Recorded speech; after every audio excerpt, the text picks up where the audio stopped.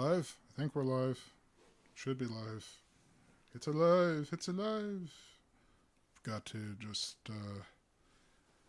anyone listening, we're just checking with our man in the sound booth that everything is A-okay. Maybe, Ryan, could you send some riffs down the old tube?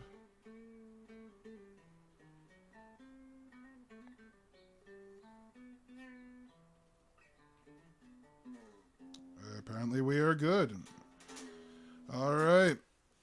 In that case, hello and welcome everyone to Virus Free Radio's... Oh, nope, wait, beg your pardon. Apparently we want to get some more Ryan testing going, so just...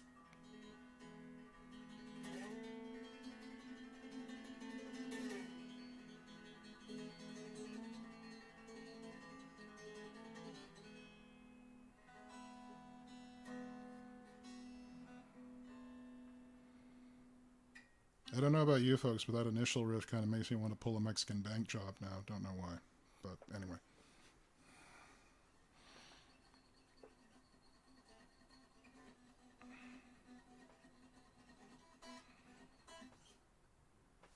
Just a touch louder from Ryan is what we're getting from the sound booth.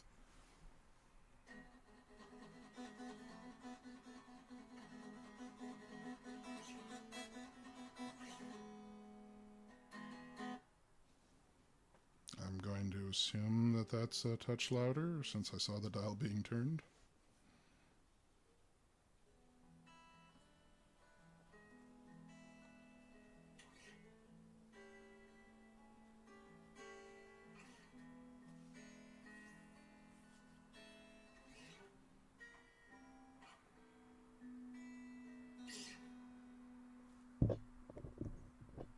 Apparently I was breathing into the mic a little, which is what I get for having it shoved somewhere around my nose. Okay, so enough of that then. Here we go. Hello, folks, and welcome to Virus Free Radio's ongoing presentation of the Callahan Chronicles by Spider Robinson.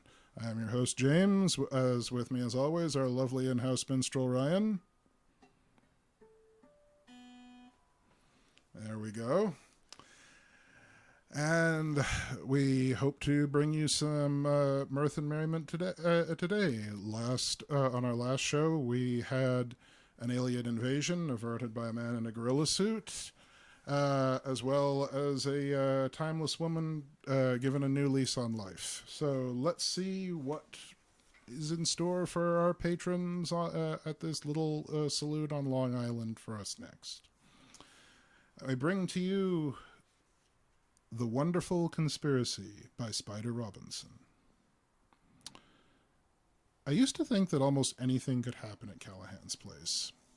It wasn't long before I realized the truth, that anything can happen at Callahan's place, and not long after it was made clear to me that anything can happen at Callahan's. But I confess I was still surprised the night I learned that anything can happen at Callahan's place, and that sooner or later it probably will. It was New Year's Eve, a natural time for introspection, I guess. The place was virtually empty for the first time in a long while. Now that might strike you as downright implausible, but it's just another one of those inexplicable eccentricities of Callahan's that stops startling you after you've been hanging out there a while. You see, the kind of folks that come here regularly, if they've got families, tend to spend New Year's Eves with them at home. It's that kind of crowd. There are, of course, a handful who don't have families and aren't willing to settle for a surrogate of a date, so Callahan stays open, but I'm sure he runs a net loss. This particular New Year's Eve, the entire congregation consisted of him, myself, Fast Eddie, the Doc, and Long Drink McGonagall. Funny. You take men who already consider themselves deep and true friends, they've been drinking together regularly for many years, have experienced some memorable moments with each other's company, have given each other an awful lot. Yet somehow, on a night when there's just a few of them, they're just because they have no better place to be, such men can find even deeper level of sharing. And can, perhaps, truly become brothers. At such times, they relax the shoulders of their souls and turn their collective attention to those profound questions that can overawe man alone. They bring out their utterly true selves. We shared a rich plane of awareness that night, Callahan behind the bar and the rest of us sitting together in front of it, lost in the glow of that special kind of intimacy that drink and good company bring. Looking back over the year gone by, and taking of nothing in general and everything in particular, what we were doing, we were telling dumb puns. It started when Callahan tapped over the cash box a hand-lettered sign that read, "The buck stops here." "Oh boy," rumbled the doc. "I can see there'll be no quarter given tonight." Which is a pun because he chucked his glass into the fireplace as he said it, which meant the cigar box at the end of the bar held at least 2 quarters that he wouldn't be given tonight. Long Drink got up and walked to the chalk line. I assumed he wanted to give Doc Stinker the honor of a formal throw. I should have known he was setting us up. He toed the mark, announced, "To the poor corpuscle," drained his glass, and waited. The doc had reflexively drained the fresh glass Callahan had already supplied, unasked. Doc will drink to anything, sight unseen. But he paused with his arm in mid-throw. "Wait a minute," he said. "Why the hell should I drink to the poor corpuscle?" He labors in vain," Long Drink said simply. "Ah, yes," I said, without missing a beat. But he vessels while he works." The doc's eyes got round and his jaw hung down. "By God," he said at last, "I've never been out-punned by you rummies yet, and I'm not about to go down on medical puns. As a doctor, I happen to know for certain only one other blood pun. I got it straight from the Oracle of Delphi." There was an extended pause, and I was saying to myself, "Yep, as usual, no one can top the doc." When all of a sudden, Fast Eddie spoke up. Now, you have to understand that while he's a genius at the piano, lightning wit has never been Eddie's strong suit. I don't think I'd ever heard him attempt a pun in the presence of so many masters. But he opened his mouth and said with the nearest thing to a straight face he owns, "Well, I don't know about you guys, but anima drink."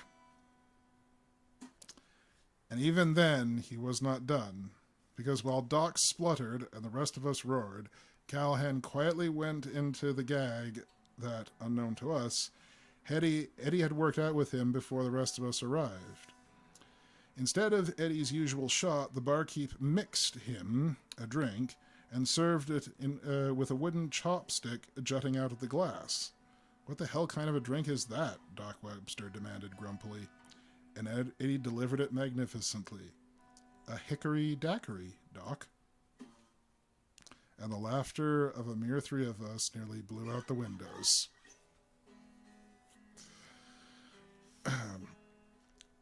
The doc was a good sport about it.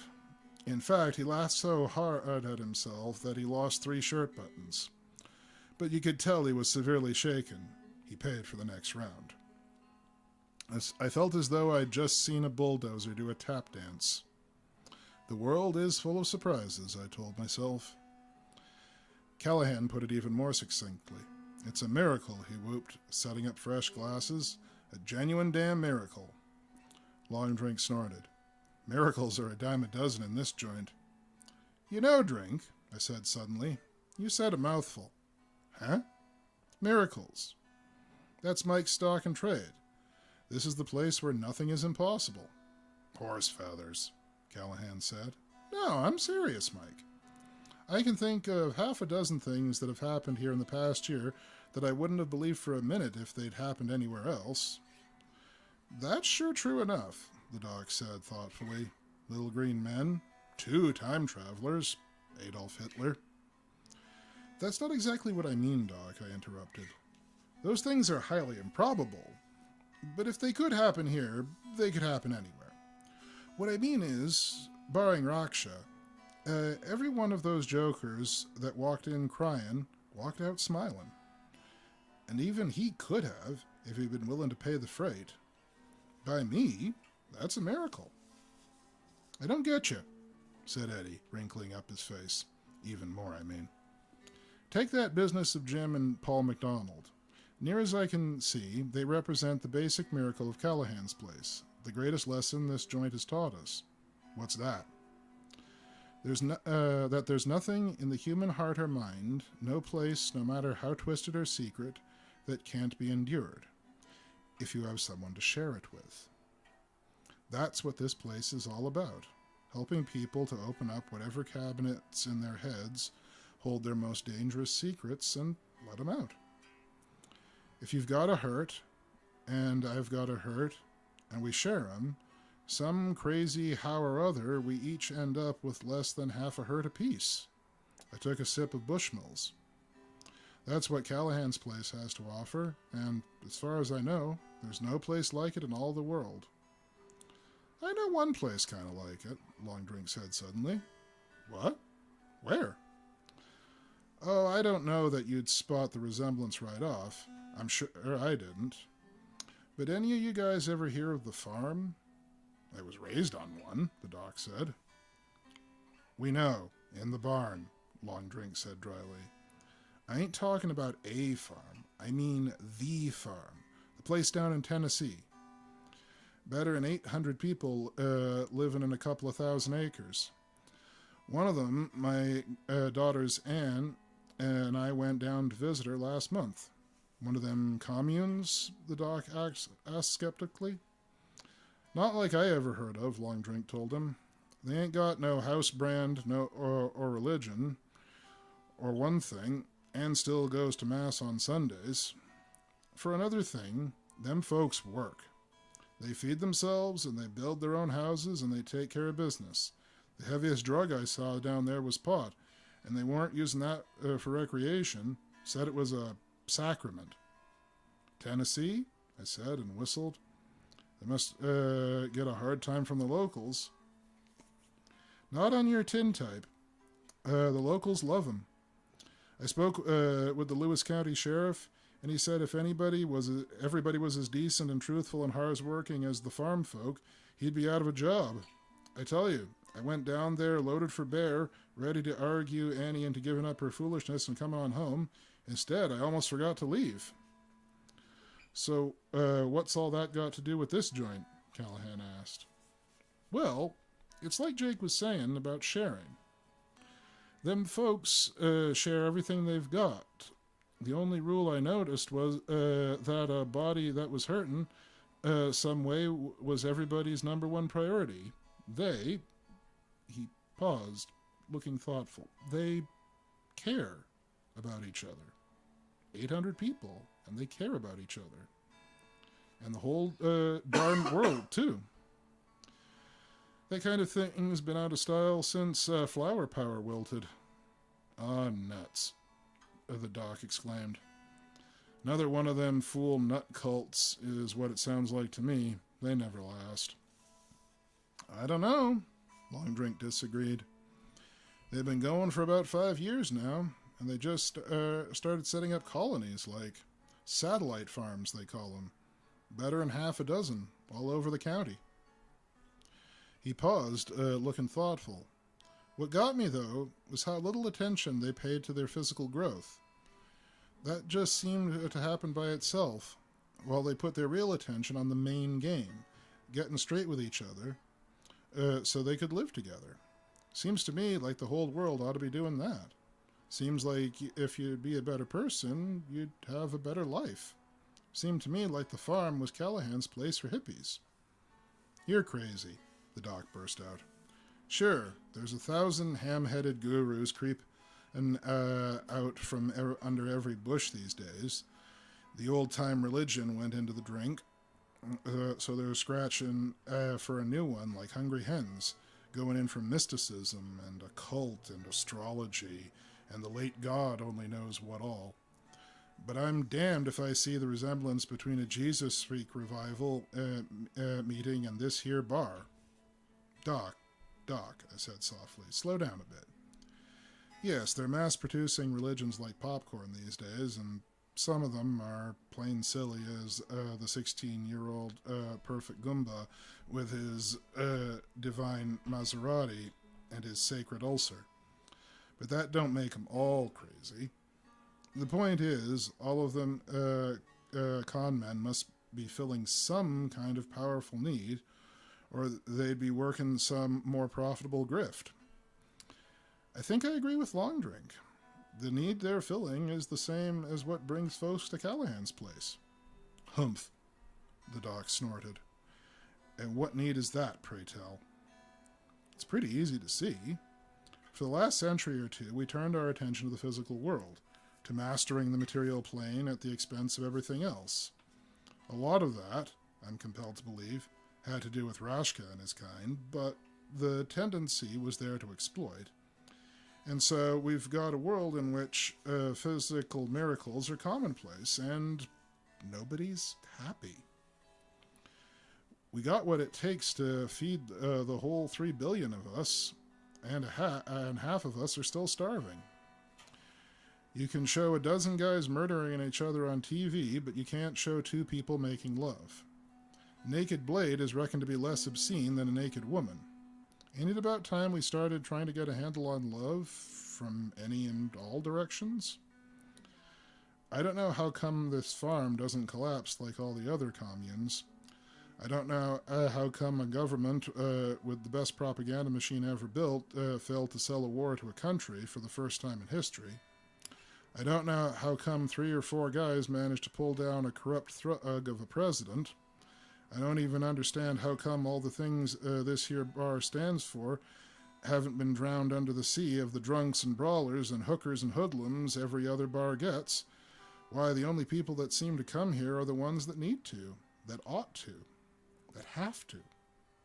That's the real miracle of this joint, you know. Not our telepaths and the little green men. I can't explain any of this stuff, Doc. But couldn't it be that there's some kind of a new force loose in the world? Like a collective conscious or unconscious response to Rashka and the Krundai? A new kind of energy that's trying to put us all back on the right track before it's too late? Couldn't it be that now we've climbed out on a material plane limb and started to swing at it, some mysterious force is trying to teach us how to fly? Whether it's our own stupidity or the Krundai manipulation, we've stumbled across things that make a cobalt bomb look harmless. The human race is an idiot child at an arsenal. Couldn't it possibly be that under all these pressures, we're beginning to grow up? That's what I learned from Rachel. Fast Eddie spoke up suddenly, startling me. I was so wrapped up in my own eloquence, I had even forgotten my customary drawl and folksy speech patterns. Well, what do you mean, Eddie? Callahan asked. Somebody's got roots in the past, Eddie explained. But they got roots in the future, too. There was an awkward silence. I'll be damned, Callahan said after a while. That's twice in one night you've surprised me, Eddie. I never thought there was anything but music in that head of yours. Guess I can learn something in this joint. He shook his head and poured himself another shot. Long Drink tried to lighten the mood some. I'll teach you something, Mike. What do you get when you put milk of magnesia in a glass of vodka? The doc made a face. Everyone knows that one. A Phillips screwdriver. The hell with that stuff. I went to hear more about this collective unconscious jazz. Long Drink grinned.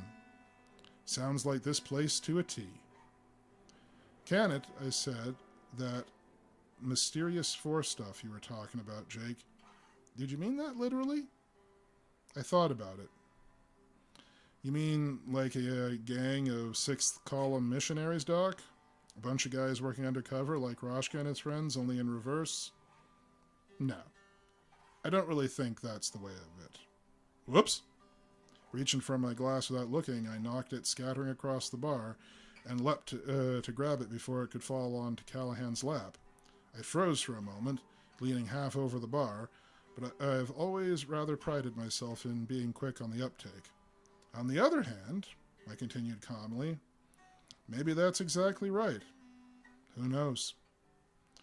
And Callahan, who was still sitting as I'd seen him, his legs folded under him in the full lotus, suspended a good 3 feet off the floor, winked, poured my glass brimful of Bushmills, and grinned. Not me, he lied, and puffed his cigar. Hey, you guys, cried Eddie, eyeing the clock above us. Happy New Year.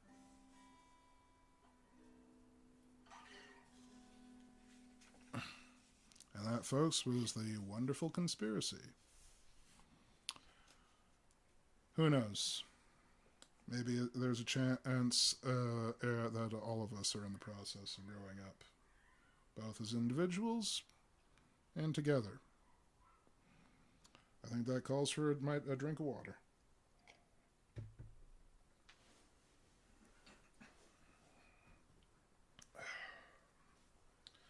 So, in the collection of Callahan Chronicles is actually a collection of collections, believe it or not. And what we've just done is concluded part 1 of said collections, which brings us to part 2 of the Callahan Saloon and the policy that becomes the title of the second part, Time Travelers, Strictly Cash. The foreword reads, "This one's for Jim Bean," of course. So, without further ado, listeners, let us take us into the next collection with the story Five Sight by Spider Robinson. I know what the exact day was, of course, but I can't see that it would matter to you. Say it was just another Saturday night at Callahan's place. Which is to say, the joint was merry as hell, as usual. Over in the corner, Fast Eddie sat in joyous combat with Eddie Blake's old rag, Tricky Fingers, and a crowd had gathered around the piano to cheer him on. It was a demonically difficult rag, which Eddie wrote for the specific purpose of humiliating his competitors, and Eddie takes a crack at it maybe once or twice a year. He was playing it with his whole body, grinning like a murderer and spraying sweat in all directions.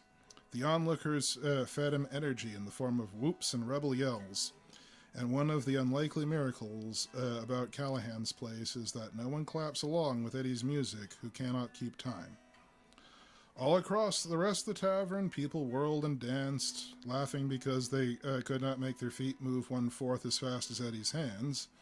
Behind the bar, Callahan danced with himself, and bottles danced with each other on the shelves behind him. I sat stock still in front of the bar, clutched my third drink in 15 minutes, and concentrated on not bursting into tears. Doc Webster caught me at it. You would not think that a man navigating that much mass around a crowded room could spare attention for anything else. Furthermore, he was dancing with Josie Bauer, who is enough to hold anyone's attention. She's very pretty and limber enough to kick a man standing behind the bar in the eye. But the dog has a built-in compass for pain. When his eyes fell on mine, they stayed there. His other professional gift is for tact and delicacy. He did not glance at the calendar. He did not pause in his dance. He did not so much as frown, but I knew that he knew. When the dance whirled him away, I spun my chair around to the bar and gulped whiskey. Eddie brought Tricky Fingers to a triumphant conclusion, hammering that final chord home with both hands, and his howl of pure glee was audible even over the roar of applause that rose from the whole crew at once. Many glasses hit the fireplace together, and happy conversation began everywhere. I finished my drink. For the 100th time, I was grateful that Callahan keeps no mirror behind his bar. Behind me, I knew Doc Webster would be whispering in various ears, unobtrusively passing the word, and that I didn't want to see it. "Hit me again, Mike," I called out. "Half a sec, Jake," Callahan boomed cheerily. He finished drawing a pitcher of beer, stuck a straw into it, and passed it across to Long Drink McGonigal, who ferried it to Eddie.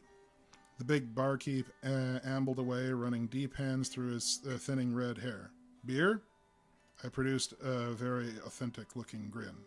"Irish again." Callahan looked ever so slightly pained and rubbed his big broken nose. "I'll have to have your keys, Jake." The expression "one too many" has only a limited meaning at Callahan's place. Mike operates on the assumption that his customers are grown-ups. He'll keep on serving you as long as you can stand up and order them intelligibly. But no one drunk drives home from Callahan's. When he decides you reached your limit, you have to surrender your keys to keep on drinking. Then let Piotr, who drinks only ginger ale, drive you home when you fold. "British Constitution," I tried experimentally. "The lethal policeman diminisheth us." Peter Pepper packed his pipe with paraquat. Mike kept his big hand out for the keys. "I've heard you sing Shiny Stockings blind drunk without a single syllable, Jake." "Damn it," I began, and stopped. "Make it a beer, Mike." He nodded, and brought me a low and browed dark. "How about a toast?" I glanced at him sharply.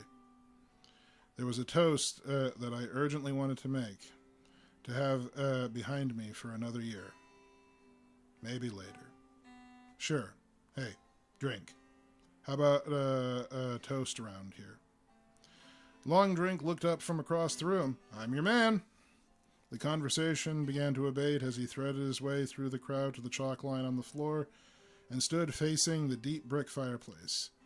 He is considerably taller than somewhat, and he towered over everyone. He waited until he had our attention. "Ladies and gentlemen and regular customers," he said, "you may find this difficult to believe, but in my youth I was known far and wide as a jackass." This brought a spirited response, which he endured stoically. "My only passion in life, back in my college days, was grossing people out. I considered it a holy mission, and I had a whole crew of other jackasses to tell me I was just terrific. I would type long letters onto a roll of toilet paper, smear mustard onto the last square, then roll it back up and mail it in a box. I kept a dead mouse in my pocket at all times. I streaked to town hall in 1952. I love to see eyes glaze, and I regret to confess that I concentrated mostly on ladies because they were the easiest to gross out. Foul Phil, they called me back in them days. I'll tell you what cured me." He wet his whistle, confident in our attention. "The only trouble with a reputation for crudeness is that sooner or later you'll run short of unsuspecting victims, so you look for new faces. One day I'm at a party off campus, and I notice a young lady I've never seen before. A pretty little thing in an off-the-shoulder blouse. 'Oh boy,' I says to myself, 'fresh blood. What'll I do?' I've got the mouse in one pocket, the rectal thermometer swizzle stick in the other, but she looks so virginal and innocent. I decide the hell with subtlety. I'll try the direct approach. So I walk over to where she was sitting, talking to Petey Lefave on a little couch. I come up behind her, unzip me trousers, out with me instrument, and lay it across her shoulder. There were howls of outrage, from the men as much as the women, and some giggles, from the women as much as from the men. Well, I said I was a jackass, Long Drink said, and we all applauded.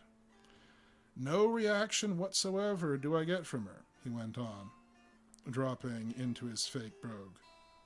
People grinning or growling all around the room, just like here, Petey's eyes popping, but the lady gives no sign that she's aware of me presence at all.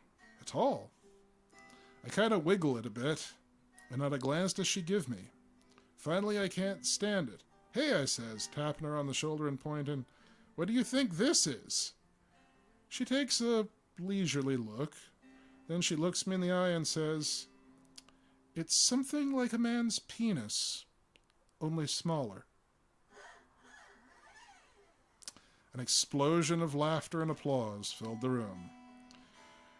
"Wherefore," continued Long Drink, "I propose a toast to my youth, and may God save me from a relapse." And the cheers overcame the laughter as he gulped his drink and flung the glass into the fireplace. I nearly grinned myself. "My turn," Tommy Jansen called out, and Long Drink made his way for him at the chalk line. Tommy's probably the youngest of the regulars. I'd put him at about 21. His hair is even longer than mine, but he keeps his face mowed. This happened to me just last week. I went into the city for a party, and I left it too late, and it was the wrong neighborhood of New York for a civilian to be in at that time of night, right? A dreadful error.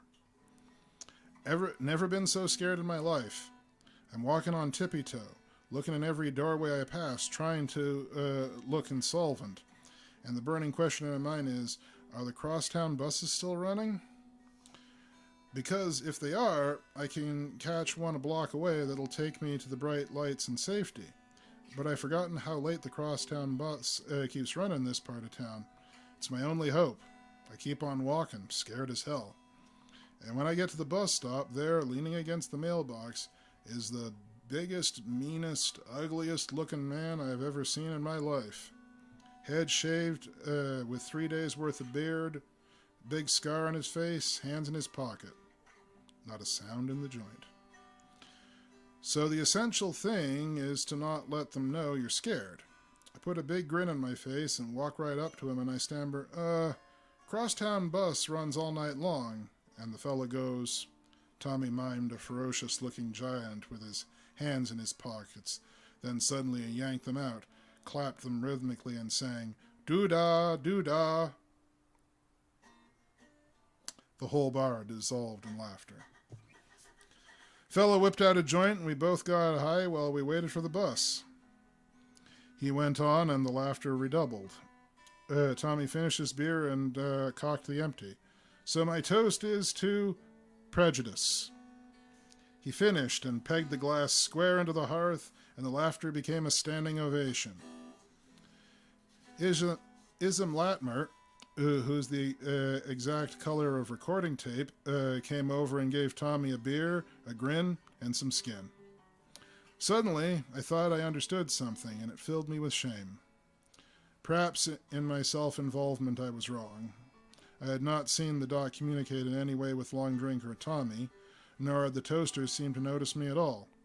But all at once it seemed suspicious that both men, both proud men, had picked tonight to stand up and uncharacteristically tell egg-on-my-face anecdotes. Damn, Doc Webster. I had been trying so hard to keep my pain off my face, so determined to get my toast made and get home without bringing my friends down. Or was I? With the egotism of the wounded, reading too much into a couple of good old anecdotes well told? I wanted to hear the next toast. I turned around to set my beer down so I could prop my face up on both fists, and was stunned out of my own self-involvement and was further ashamed.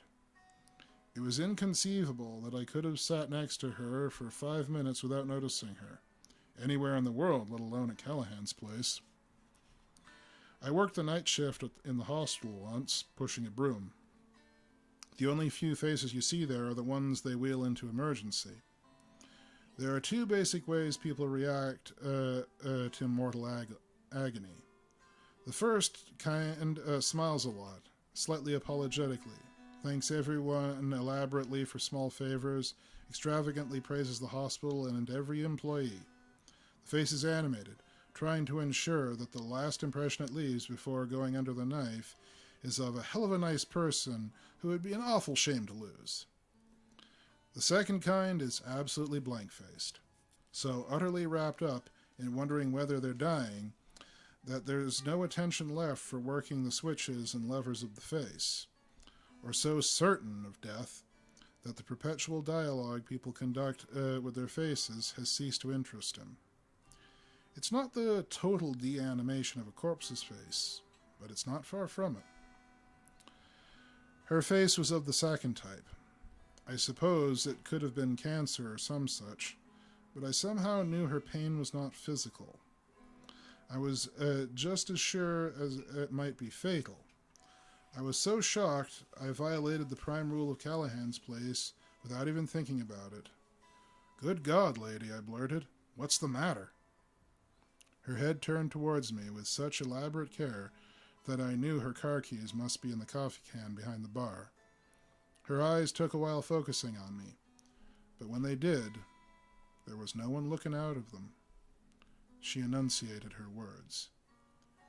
"Is it to me to whom you are referring?" She was not especially pretty, not particularly well dressed. Her hair cut was wrong for her face and in need of brushing. She was a normal person, in other words, save that her face was uninhabited, and somehow I could not take my eyes off her. It was not the pain. I wanted to take my eyes off that. It was something else. It was necessary to get her attention. Nothing, just wanted to tell you your hair's on fire. She nodded. Think nothing of it. She turned back to her screwdriver and started to take a sip and sprayed it all over the counter. She shrieked on the inhale, dropped the glass, and flung her hands at her hair. Conversation stopped all over the house. She whirled on me, ready to achieve total fury at the slightest sign of a smile, and I debated giving her that release, but decided as she could not afford the energy it would cost her. "I'm truly sorry," I said at once, "but a minute ago you weren't here, and now you are, and that's the way I wanted it." Callahan was there, his big, chunky hand resting light as lint on my shoulder. His expression was mournful. "Praying, Mike? You?" "That's up to her, Mike," I said, holding her eyes. "What are you talking about?" she asked. "Lady," I said, "there's so much pain on your face that I have to ask you, how come? If you don't want to tell me, then I'm praying." She blinked. "And if you are?" The little guy with a face like a foot, who has by now tiptoed up behind me, will brush his blackjack across my backside, and I'll wake up tomorrow with some kind of a head you're going to have. Right, Eddie? "That's right, Jake." Piano Man's voice came from just behind me. She shook her head dizzily, then looked around at friendly, attentive faces. What the hell kind of a place is this? Usually we prefer to let newcomers figure that out for themselves, but I couldn't wait that long. This is Callahan's. Most joints, the barkeep listens to your troubles, but we happen to love this one so much that we share his load. This is the place you found because you needed to. I gave it everything I had. She looked around again, searching faces. I saw her look for the prurience of the accident spectacular and not find it. Then I saw her look again for compassion and find it. She turned back to me, looked me over carefully. I tried to look gentle, trustworthy, understanding, wise, and strong. I wanted to be more than I was for her. "He's not praying, Eddie," she said at last. "Sure, I'll tell you people. You're not going to believe me anyway. Innkeeper, give me coffee, light and sweet." She picked somebody's empty from the bar, got down unsteadily from her chair, and walked with great care to the chalk line. "You people like toasts? I'll give you a toast. To Five Sight," she said, and whipped her glass so hard she nearly fell. It smashed in the geometrical center of the fireplace, and the residual alcohol made the flames ripple through the spectrum. I made a small sound. By the time she had regained her balance, young Tommy was straightening up from the chair he'd placed behind her, brushing his hair back over his shoulders. She sat gratefully. We formed a ragged half circle in front of her, and Shorty Stints brought her a coffee. I sat at her feet and stared at her as she sipped it. Her face was still not pretty, but now that the lights were back on in it, you could see that she was beautiful, and I'll take that any day. Go chase a pretty one and see what it gets you. The coffee seemed to steady her. It starts out prosaic, she began. 3 years ago, my first husband, Freddie, took off with a sculptress named, God help us, Kitten, leaving me with empty savings and checking, a mortgage I couldn't cut, and a 7-year-old son. Freddie was the life of the party, lily of the valley. So I got myself a job on a specialist newspaper, Little Businessman's Daily, average subscriber median income $50K. The front page story has always happened to be about the firm that had bought the most ad space that week. Got the picture? I did a weekly leisure supplement, 10 pages every Thursday with a... You don't care about this crap. I don't care about this crap. So one day I'm sitting at my little steel desk. This place is a converted warehouse, one immense office, and the editorial department is 6 desks pushed together in the back near the paste-up tables and the library and the wire. Everyone else has gone to lunch, and I'm going to leave myself when this guy from accounting comes over. I couldn't remember his name. He was one of those grim, stolid, fatalistic guys that accounting departments run to. He hands me 2 envelopes. This is for you, he says. And this one's for Tom. Tom was the hippie who put out the weekly real estate supplement. So I start to open mine. It feels like there's candy in it. He gives me this look and says, oh no, not now. I look at him like, huh? And he says, not until it's time. You'll know when. And he leaves. Okay, I say to myself, and put both envelopes in the drawer. And I go to lunch to forget it. About 3 o'clock, I wrap up my work, and I get to thinking about how strange his face looked when he gave me those envelopes. So I take mine and open it. Inside it are 2 very big downs. You know, powerful tranquilizers. I sit up straight. I open Tom's envelope. And if I hadn't worked in a drugstore once, I never would have recognized it. Demerol. Synthetic morphine. One of the most addictive drugs in the world. Now, Tom is a hippie-looking guy, like I say.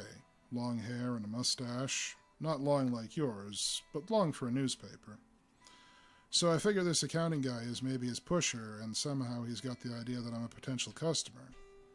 I was kind of fidgety and tense in those days, so I get mad as hell, and I'm just thinking about taking Tom into the dark room and chewing him out good, and I look up, and the guy from accounting is staring at me from all the way across the room. No expression at all. He just looks. He gives me the heebie-jeebies.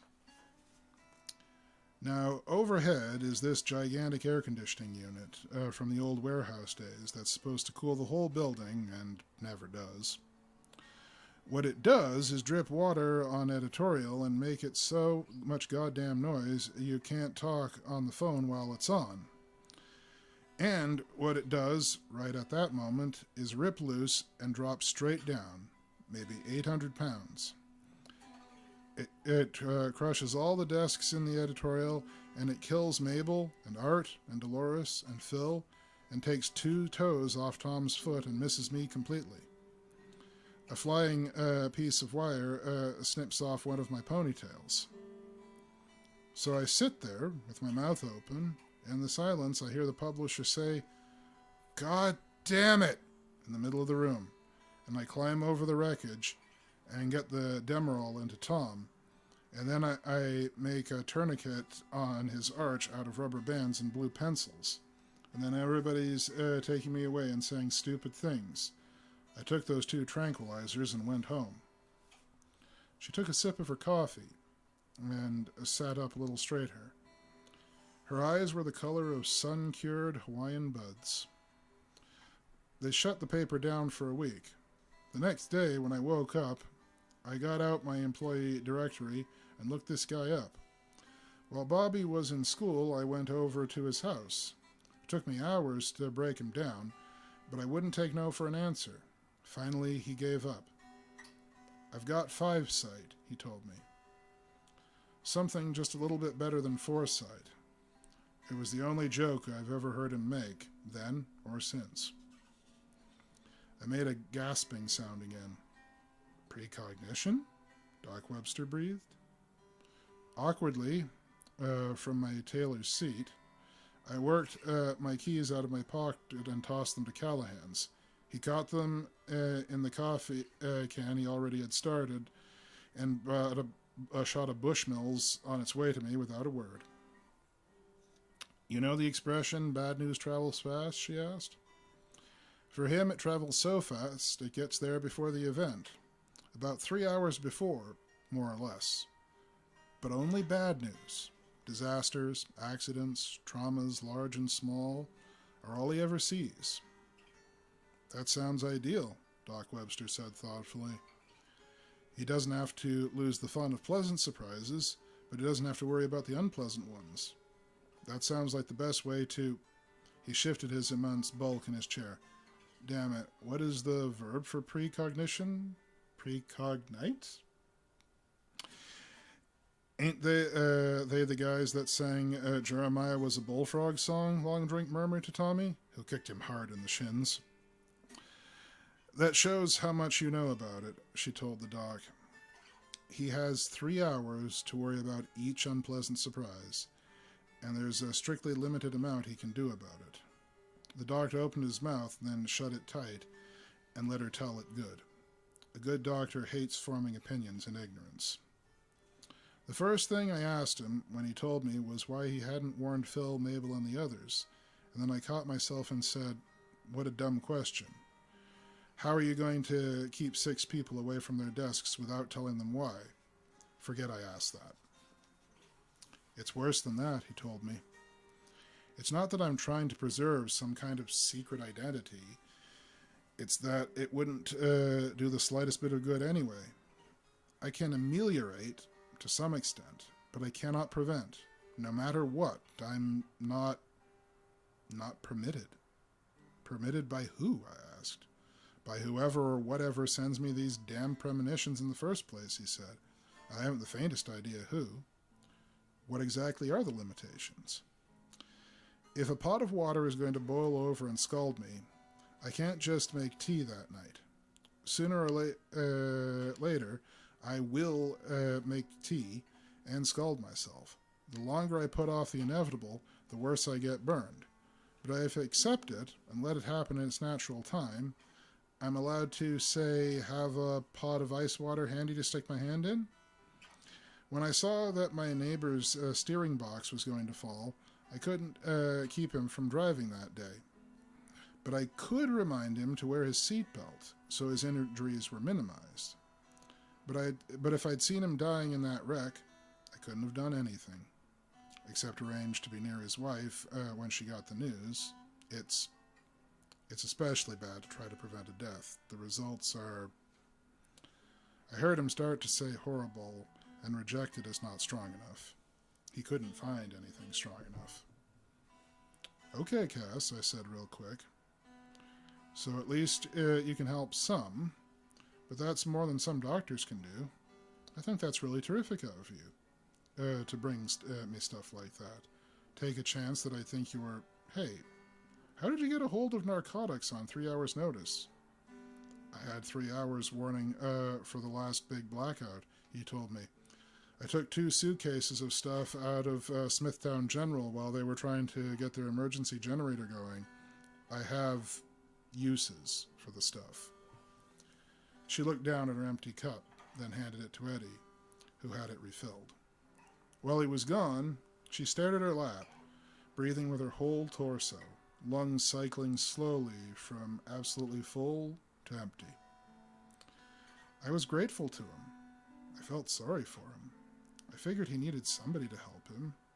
I figured after a manic oppressive like Freddie, a quiet, phlegmatic kind of guy might suit me better. His favorite expression was, "What's done is done." I started dating him. One day Bobby fell out of a tree and broke his leg. Well, Uncle Cass just happened to be walking by with a hypo and splints. She looked up and around us, and her eyes fastened on me. Maybe I wanted my kid to be safe. She looked away again. Make a long story short, I married him. I spilled little Bushmills down my beard. No one seemed to notice. It's funny, she said slowly, and getting out that second word cost her a lot. It's really damned funny. At first, there, he was really good for my nerves. He never got angry.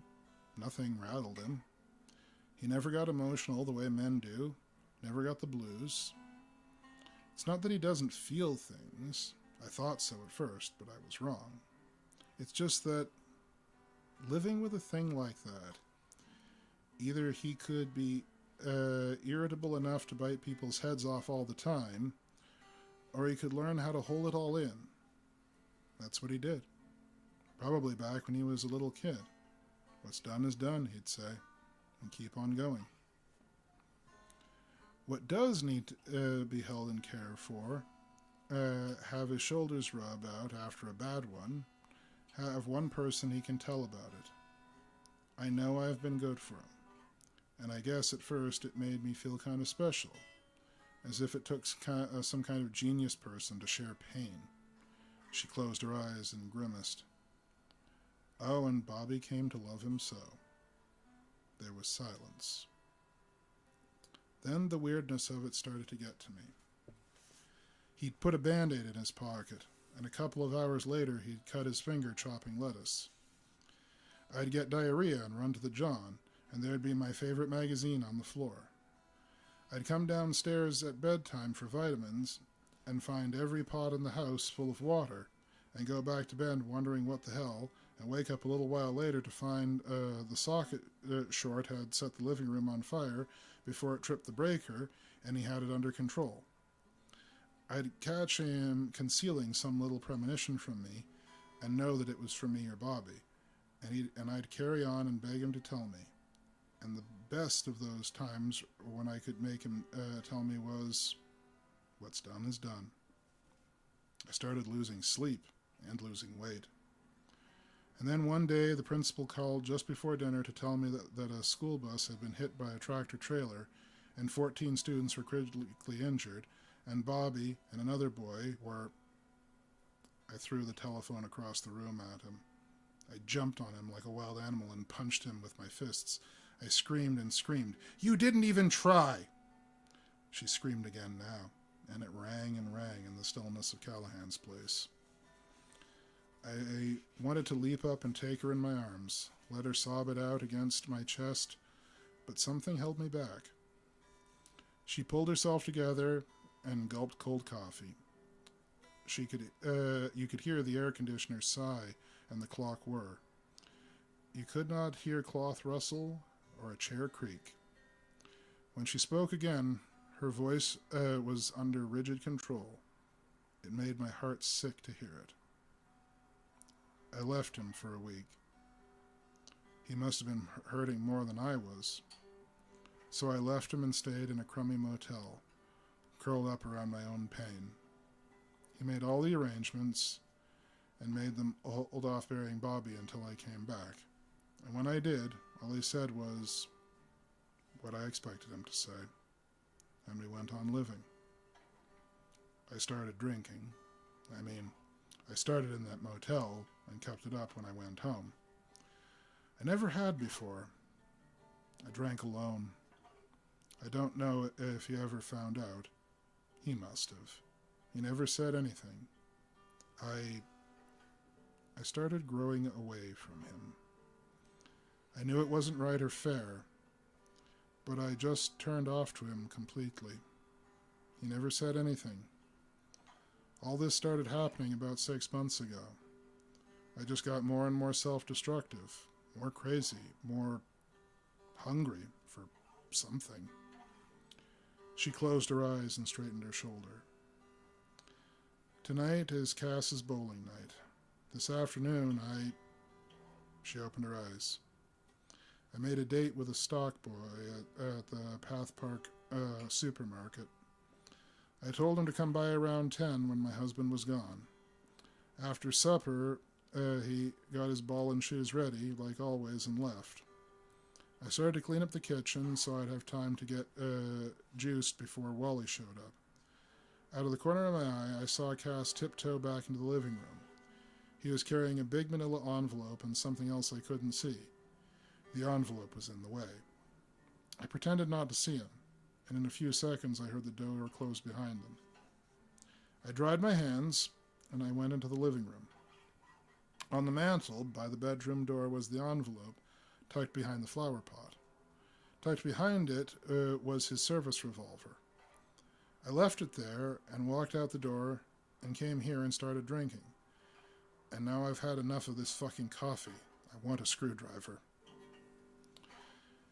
Fast Eddie deserves his name. He was the first of us to snap out of his trance, and it probably didn't take him more than 30 seconds. He walked over to the ball on his banty little legs and slapped down $1 and said, "Screwdriver, Mike." Callahan shook his head slightly. He drew on his cigar and frowned at it for having gone out. He flung it into the fireplace and built a screwdriver. He never said a mumbling word.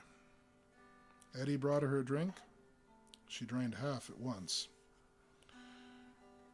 Shorty Stinses spoke up, and his voice sounded rusty.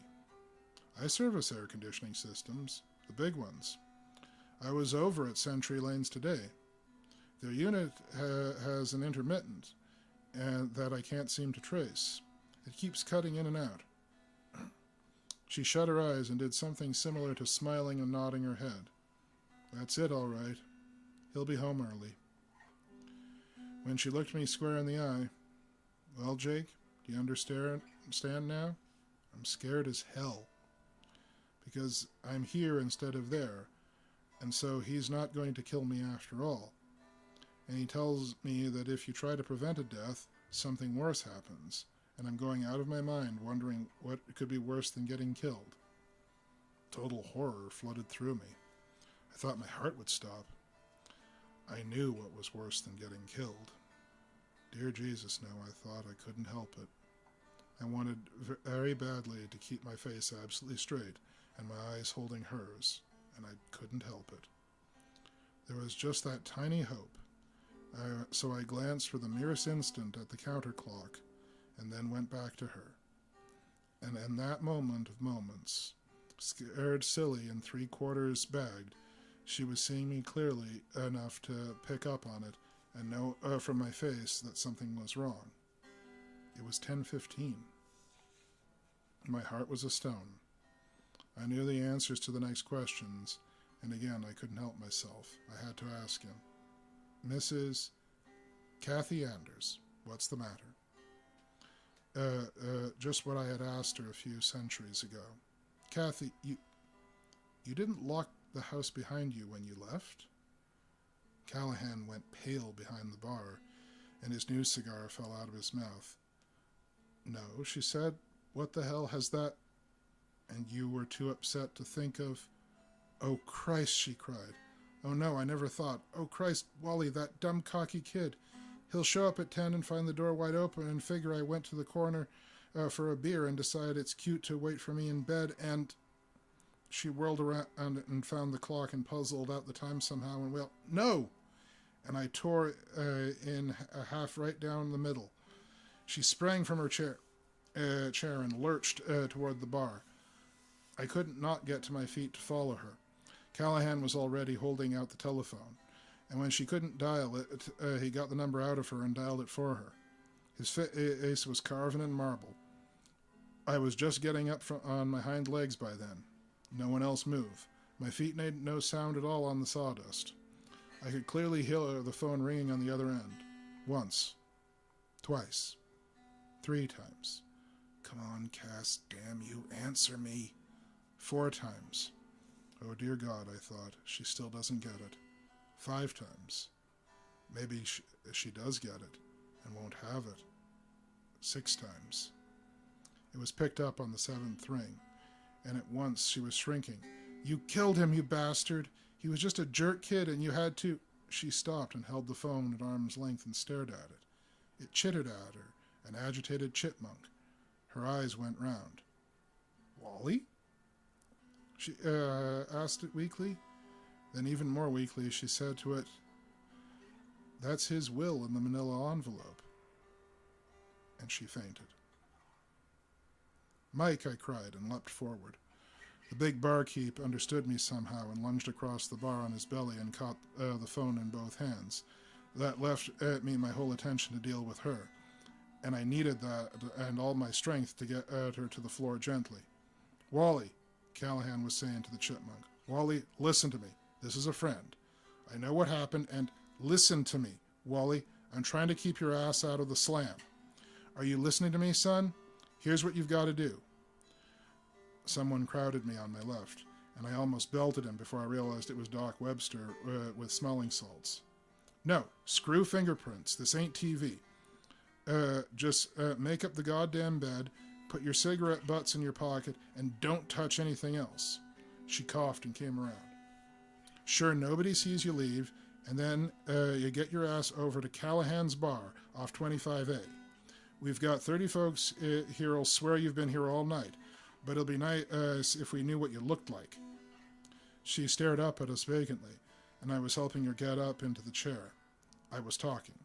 I wanted her to be involved in listening to me when full awareness returned. It would be very hard to hold her, and I was absolutely certain I could do it. Kathy, you've got to listen to me, because if you don't, in just another minute now, you're going to try and swallow one giant egg of guilt, and it will, believe me, stick in your throat and choke you. You're choking on a couple already, and this one might kill you. And it's not fair. It's not right. It's not just. You're gonna award yourself a guilt that you don't deserve, and the moment you accept it and pin it, it'll stay with you for the rest of your life. Believe me, I know. Damn it, it's okay to be glad you're still alive. What the hell do you know about it? She cried out. I've been there, I said softly, as recently as an hour ago. Her eyes widened. I came in here tonight so egotistically wrapped up in my own pain that I sat next to you for 15 minutes and never noticed you until some friends woke me up. This is kind of an anniversary for me, Kathy.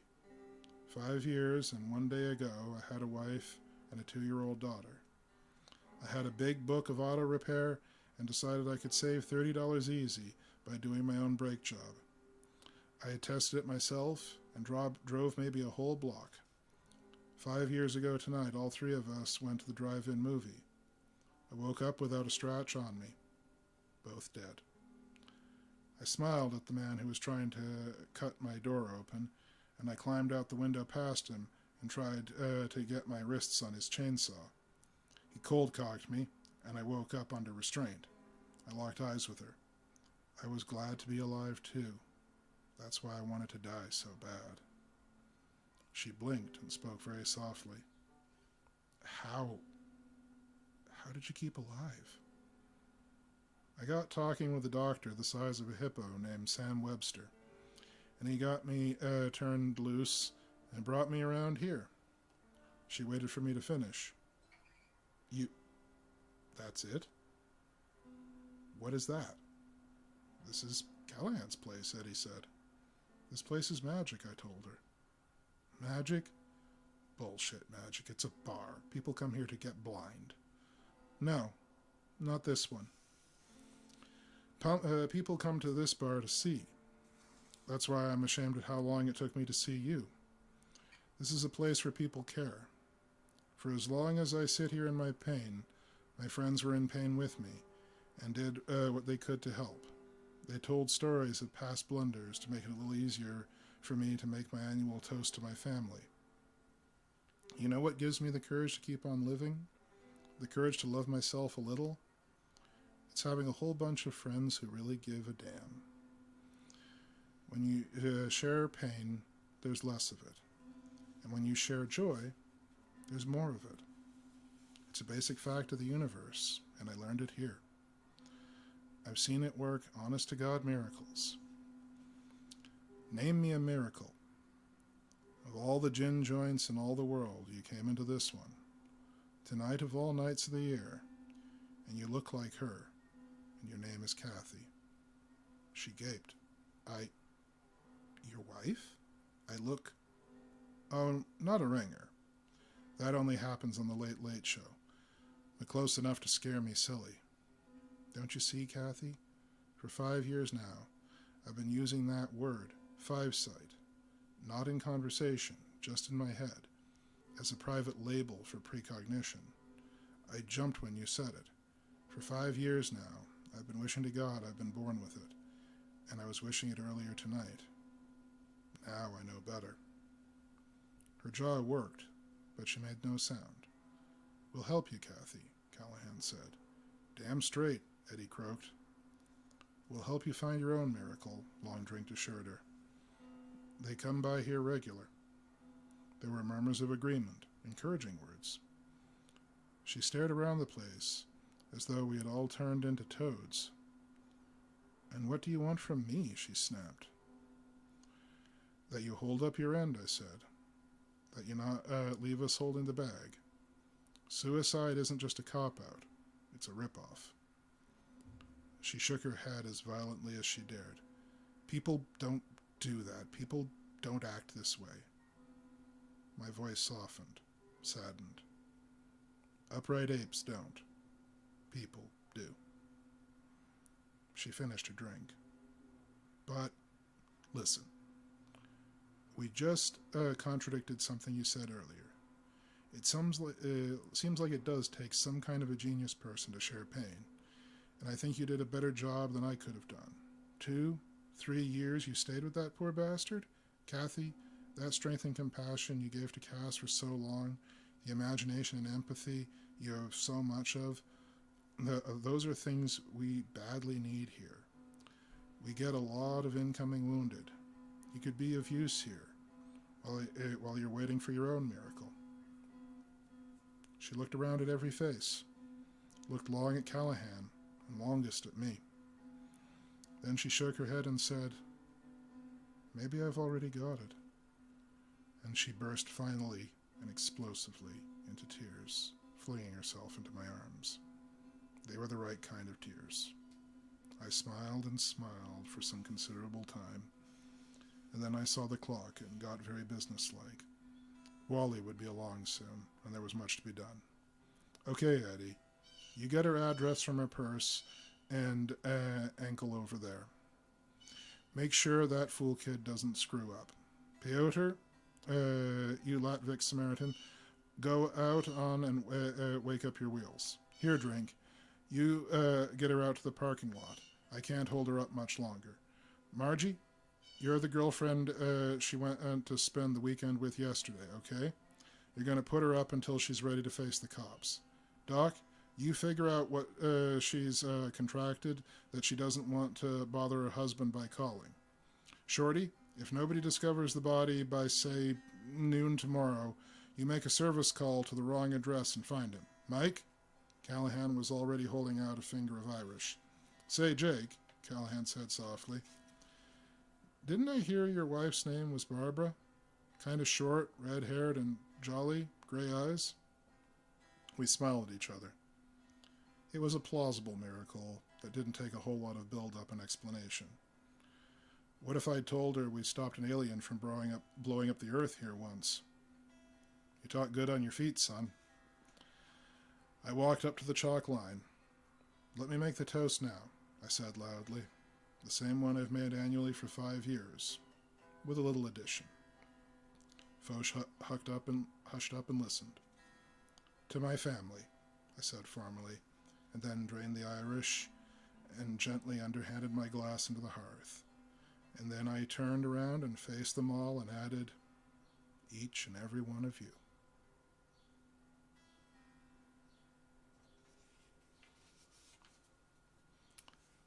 And with that, folks, brings us to the end of our story and of today's show.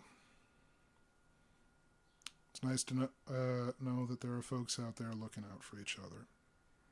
And if you're feeling a little alone out there, rest assured, there are people out there looking out for each other. You just got sometimes your own pain can wrap you up in it and keep you oblivious to it, but they are there. I'd like to thank everyone, including our lovely minstrel Ryan, and to everyone listening out there. Stay safe, stay healthy, and as always, be kind. Until next time, this is VFR, signing off.